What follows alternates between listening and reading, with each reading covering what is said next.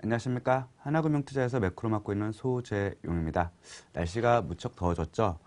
근데 날씨가 뜨거웠을 때 주식이 굉장히 좋았는데 최근 들어서 약간 차가워지는 느낌도 좀 지우기 어렵습니다. 그래서 이번 주에는 경제지표와 더불어 가지고 관련된 채권 쪽 말씀 듣도록 하겠습니다. 일단 이번 주에 발표될 지표는 그 지역별로 좀 골고루 혼재되어 있습니다. 미국부터 유로존, 한국 굉장히 많은 편인데 그래도 이런 것들은 좀 짚어보고 하신 것이 좋지 않은가라고 생각이 드는 지표를 좀 말씀을 드리도록 하겠습니다. 일단 미국 쪽은 약간 보수적인 관점에서 지표를 바라볼 수밖에 없다라고 해석을 하고 있습니다. 아시는 것처럼 최근에는 고용하고 임금이란 이러한 그 소비를 견인하는 에너지원들이 많이 좀 탄력이 떨어지고 있죠. 게다가 트럼프 정책에 대한 불확실성 역시 소비를 좀 제약할 수 있는 변수가 되는 것 같습니다. 그런 관점에서 이번 주 나오는 두 개의 굉장히 중요한 지표가 있는데 첫 번째로는 6월의 소비자 기대 지수가 지난달보다 조금 둔화된 모습을 보일 것 같습니다. 아무래도 센티멘털에 대한 제약이 정치적 불확실성으로 야기될 수 있는 부분이고 그 결과로 5월이긴 하지만 개인 소비 지출이 지난달에 0.4에서 0.1로 내려올 수 있다라는 부분은 미국의 소비를 중심으로 끌고 가는 국가이다 보니까 관련된 정책이라든지 아니면 기대감이 조금 떨어질 수 있는 부분이다 라고 생각을 하고 있습니다. 그 와중에 내구재 주문 역시 감소세를 이어가고 있다라는 점은 전반적으로 미국의 단기 순환 사이클이 약화될 수 있다라는 점을 의미하고 있는 것 같습니다. 그럼에도 불구하고 여전히 미국보다는 유로존이 상대적으로 글로벌 경기 끌고 가는 경쟁력이 훨씬 더 강해지고 있습니다. 지난주에 나온 지표이긴 하지만 마켓의 PMI 제조업 지수를 보시면 유로존은 57.3으로 오히려 개선된 반면 미국은 52.1로 약간 약화되는 모습이죠. 글로벌 경기의 주도권이 지금은 미국보다는 유로존에 가 있다라는 쪽을 계속해서 강화하고 있는 것 같습니다. 이번 주에도 큰 흐름은 바뀌지 않을 것 같습니다. 가장 중시해야 될 지표는 이게 GDP하고 굉장히 상관성이 높은 6월 경기기대지수가 발표가 되는데 지난달에 109.2에서 109.5 소폭이지만 계속해서 우상향하고 있는 추세가 유지된다면 전반적으로 2, 4분기 GDP 업사이드 포텐셜이 훨씬 더 커지는 구간이 아닌가라고 생각을 했습니다. 다만 물가가 조금 약한 게 흠이죠. 이건 뭐 자기네들이 못했다라기보다는 유가의 하락이라는 부분이 있기 때문에 지난달에 1.4에서 1.2로 떨어질 가능성이 있습니다. 이러한 것의 의미는 ECB가 통화정책 정상화를 조금 늦출 수도 있겠다라는 시장의 기대감을 유발할 수도 있고 자연스럽게 지금까지 강세였던 유로화가 단기적으로 약세가 될 수 있는 룸이 있다라는 점은 그 투자 관점에서는 조금 유의할 부분이 아닌가라고 생각을 하고 있습니다. 마지막으로 국내는 중립적인 포지션 정도를 생각을 하고 있습니다. 이유는 수출은 여전히 좋습니다. 7월 1일 날 발표되는 6월 수출은 현재로 한 10% 내외는 무난하지 않을까라고 생각을 하고 있습니다.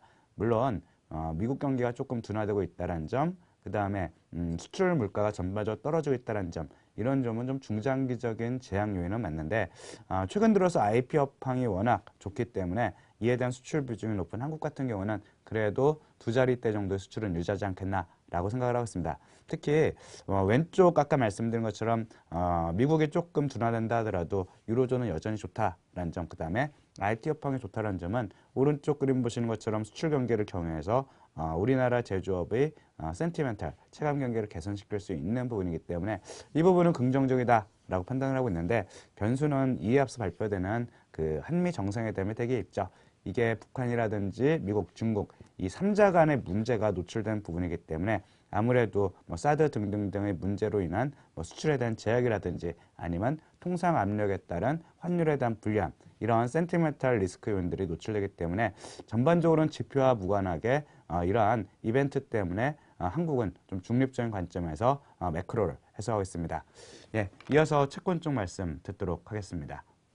네, 안녕하세요. 채권 담당하는 이미선입니다. 지난주에 우리나라 채권 금리는 초장기 쪽 위주로 금리가 좀 많이 하락을 했습니다. 그리고 국고 3년 이하 쪽은 기준금리 인상에 대한 시그널이 계속 언급이 되면서 별로 하락폭이 좀 1bp 정도로 제한적이었는데요. 국고 10년은 어제 2.13%로 3bp 전주 대비 하락을 했고요. 20년, 30년 초장기 쪽은 전주 대비 5bp 하락을 했습니다. 지금 반기 말을 앞두고 있기 때문에 그 장기 투자 기관들이 초장기 채권을 계속 매수를 하면서 상당한 금리 하락을 견인을 하고 있습니다. 그리고 주말에 발표됐던 미국의 경제 지표들은 대체로 좀 부진한 흐름을 보였습니다. 6월 PMI 제조업 지표는 9개월 내 최저치를 기록을 했고요. 그다음에 PMI 그 서비스업 지표도 3개월 내 최저 수준을 기록을 했습니다. 그런 가운데서도 일단 연준의 발언은 대체로 좀 혼조적인 발언들이 나타났습니다. 일단 블라드 총재 같은 경우에는 현재 미국의 물가가 낮은 수준을 기록하고 있기 때문에 추가로 기준금리 인상을 하는 것은 적절하지 않다라는 언급을 했고요. 반면에 또 클리브랜드 연은 총재는 기준금리 인상과 대체지표 축소를 동시에 하지 못할 이유는 없다. 그리고 현재의 점도표에 나타난 부분은 자기의 의견을 반영을 하고 있다 라면서 기존의 어떤 연준이 추가적으로 금리를 인상하겠다는 기조에 대해서 찬성하는 입장을 보였습니다. 그래서 결론적으로 보자면 일단 연준 같은 경우에는 매파적인 입장을 계속 유지를 하고 있기 때문에 일단은 올해 추가적으로 한 번의 인상 가능성을 열어둘 필요가 있고요. 이런 부분은 미국의 2년 쪽, 그 단기 쪽 금리의 상승 요인으로 작용을 할 것입니다. 그래서 단기 쪽 금리가 기본적으로 올라가고 있기 때문에 장기 금리의 경우에도 레벨을 아주 크게 낮추기는 어려울 것입니다. 그렇지만 일단 경제 지표가 둔화되고 있는 흐름이기 때문에 장기 쪽 금리가 크게 내려가기 어렵다 하더라도 즉 작년과 같이 아주 하단을 뭐 1.34 정도까지 낮추지 못한다 하더라도 추가로 상승할 수 있는 부분도 제한적인 게 사실입니다. 그래서 미국 10년 같은 경우에는 지금 2.145 정도에서 계속 일주일 정도 머무르고 있는데요. 2%에서 2.3 정도의 레인지가 올해 연말까지 이루어질 수 있는 그 정도의 레인지가 아닐까 생각을 하고 있고요. 우리나라 10년 금리도 이제 이번 주에는 2.1에서 2.16 정도의 수준에서 유지될 것으로 전망하고 있습니다. 그리고 시장에서는 다음 주에서 미국 PC 물가 그리고 미국 고용 지표에 주목을 할 걸로 예상이 되고요. 지금 계속 물가 지표가 낮게 나오는 부분들이 반복되고 있기 때문에 이번에 연준에서 주목을 하는 이 PCE 물가 지표도 중요한 요인이 될 것으로 보고 있습니다. 그리고 국내 이슈로는 이제 7월부터 국내 은행들의 LCR 비율이 이제 강화가 됩니다. 그래서 이건 이제 고유동성 자산을 얼마나 많이 보유하고 있느냐에 대한 비율인데요. 그 바젤 하에서 계속 요구가 되고 있는 비율인데 기본적으로 100%를 맞춰야 되는 거고 우리나라는 이제 113% 정도를 평균적으로 맞추고 있습니다. 그래서 초과로 맞추고 있는 상태이긴 한데요. 이게 계속적으로 규제가 강화가 되면서 지금까지는 이제 영업적인 목적으로 즉 일반 기업들이 예금을 은행에다가 예치를 하면 그거를 이제 고유동성 자산으로 인정이 됐었는데 이게 7월부터는 인정이 되지 않습니다. 그래서 이 부분이 이제 고유동성 자산에서 빠져나가고 나면 LCR 비율이 기존 한 113%에서 한 90% 정도까지 떨어질 걸로 전망이 되고요. 그래서 연말까지는 우리가 한 100% 정도까지 계속적으로 유지를 하려고 하고 있기 때문에 이거를 맞추기 위해서 국채 매수를 어느 정도 계속 해야 되는 상황입니다. 그래서 고유동성 자산으로 인정이 되는 게 현금과 국채 이렇게 일부 자산밖에 없기 때문에 일단은 그 은행 쪽에서의 국채 매수가 수급적으로는 우호적으로 작용을 할 걸로 보입니다. 그래서 지표나 어떤 수급적인 부분들은 채권의 우호적인 여건이 될 걸로 보이고요. 반면에 이제 변수가 될 수 있는 것은 이제 한미 정상회담을 앞두고 우리나라의 지정학적 리스크가 다시 부각될 수 있는 부분. 그래서 환율에서 좀 흔들린다고 한다면 외국인이 계속 우리나라 국채 선물을 매수를 하면서 들어왔던 부분이 좀 매도로 돌아설 가능성이 있습니다. 그래서 이러한 부분들은 어떤 부정적인 요인으로 작용을 할 것으로 전망하고 있습니다. 네, 이상입니다. 네, 전반적으로는 채권 환경은 그렇게 나쁘지 않다라는 쪽으로 해석을 해주시고 있군요.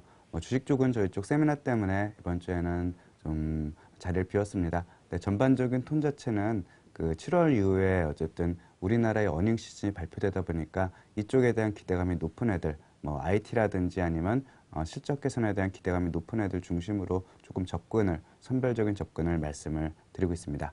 예, 이번 주에도 건강하고 즐거운 한 주 되시기 바랍니다. 고맙습니다.